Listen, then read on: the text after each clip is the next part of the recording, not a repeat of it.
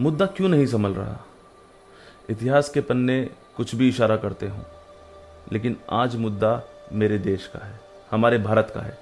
देखिए, मतभेद जब मनभेद बन जाए और मुद्दा ज़मीन और पैसों का हो, तो एक माँ की कोख से पैदा हुए बच्चे भी अक्सर विवाद कर बैठते हैं। फिर चाहे बात किसी के घर की हो या गुजरात की, पंजाब की हो या साउथ के किसी प्रदेश की, या किसी देश की ही क्यों ना हो। जी हाँ, मणिपुर में आज जो हिंसा का मंजर है, उसका कारण भी है लैंड एंड रेवेन्यू। देखिए, इस हिंसा से मणिपुर के लोगों के मौलिक अधिकारों का हनन तो हो ही रहा है, साथ में मणिपुर बहुत साल पीछे निकल जाएगा। 1972 से जब से मणिपुर जुड़ा है भारत के साथ, कई बार ऐसा मंजर उसको देखने को मिला है, दुर्भाग्यवश। इसका रीज़न क्या हो सकता है? इसका रीज़न है बॉर्डर से लगे हुए देश कभी उकसा देते हैं, कभी आपसी मतभेद हो जाता है, कभी गवर्नमेंट से कोई चूक हो जाती है किसी पॉलिसी में, या मीडिया कुछ ऐसा दिखा देती है कि लोग भड़क जाते हैं। अगर 1 से 10 के स्केल पे हम रेट करें और 10 को कहें कि सिविल वॉर जैसी सिचुएशन है, तो आप यकीन मानिए मणिपुर आज 7th पॉइंट पे है, जो कि अपने आप में एक अलार्मिंग सिचुएशन है। आइए आगे हम ये जानेंगे इस वीडियो में कि 3 महीनों से जो ये मंजर हो रहा है मणिपुर में, उसके कारण क्या है, क्यों हो रहा है ऐसा। तो पहले आप ये समझें कि इस हिंसा से मणिपुर कितना पीछे चला जाएगा। इस हिंसा के कारण मणिपुर में मौलिक अधिकार सस्पेंडेड हैं। सबसे बड़ा है राइट टू एजुकेशन, बच्चे स्कूल नहीं जा रहे। क्यों? क्योंकि बाहर दंगे हो रहे हैं। लोग आपस में मिल नहीं सकते क्योंकि धारा 144 लगी हुई है। इंटरनेट सेवाएं बंद हैं, तो देश विदेश में क्या हो रहा है, डेवलपमेंट क्या हो रहा है, लोगों के बीच में कोई कनेक्शन ही नहीं है, क्योंकि इंटरनेट सेवा भी सस्पेंड कर दी गई है। तो क्या इससे मणिपुर कहीं डेवलपमेंट की रेस में पीछे नहीं रह जाएगा? क्यों हो रहा है ऐसा? अगर इसके कारणों की हम बात करें तो पहले समझ लें कि मणिपुर की ज्योग्राफी क्या कहती है। देखिए, मणिपुर का 10% हिस्सा है, वो है प्लेन, कैपिटल वाला हिस्सा, दैट इज इम्फाल, और बाकी जो हिस्सा है वो है पहाड़ी क्षेत्र। 2 तरह की पॉपुलेशन है मणिपुर में, मैथी और कुकी। अगर टोटल पॉपुलेशन की बात करें तो मैथी है 53% और कुकी और नागा है 47%। अब रूल क्या कहता है? रूल कहता है कि जो मैथीज हैं उनको पहाड़ी क्षेत्र में जमीन लेने का अधिकार नहीं है। तो वो इस बात के लिए अड़े हुए हैं कि हमें अधिकार दिया जाए ताकि हम भी पहाड़ी क्षेत्र में जमीन ले सकें, प्रॉपर्टी ले सकें। और इसको कुकीज मना करते हैं कि नहीं, इनको अलाउ मत करो। क्यों? क्योंकि ये ऑलरेडी डेवलप्ड है, जहां ये रहते हैं वहां सारी व्यवस्थाएं हैं, वहां हॉस्पिटल है, होटल है और सारा आधुनिकीकरण वहां पे है, तो इनको वो परमिशन ना दी जाए। दूसरा अधिकार है कि भाई जो मैथीज है वो मेजॉरिटी हिंदूज की है, उनको दर्जा दिया गया है ओबीसी और एससीज का। वेरिन जो मैथीज हैं, जो कुकीज हैं, उनको दर्जा मिला हुआ है एसटीज का, शेड्यूल्ड ट्राइब्स का। तो मैथीज कहते हैं कि हमें भी शेड्यूल्ड ट्राइब का दर्जा दिया जाए ताकि हम जमीनें खरीद सकें वहां पे पहाड़ों में। अब हाई कोर्ट ने इसमें क्या कह दिया जिससे कि दंगे भड़क गए।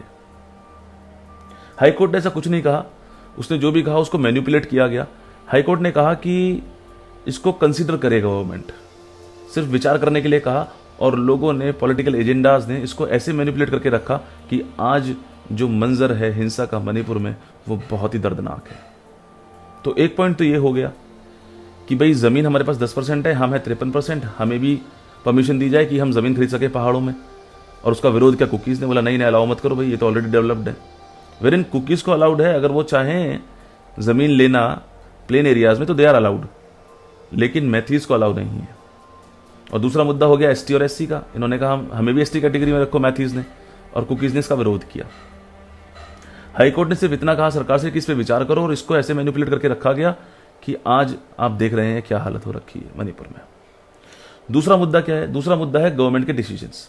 गवर्नमेंट ने डिसीजन लिया कि भाई जो भी बेसिकली ऐसी कंस्ट्रक्शन हो रही है विच इज नॉट वैलिड, उसको डिस्ट्रक्ट करो, आप उसका डिस्ट्रक्शन किया जाए।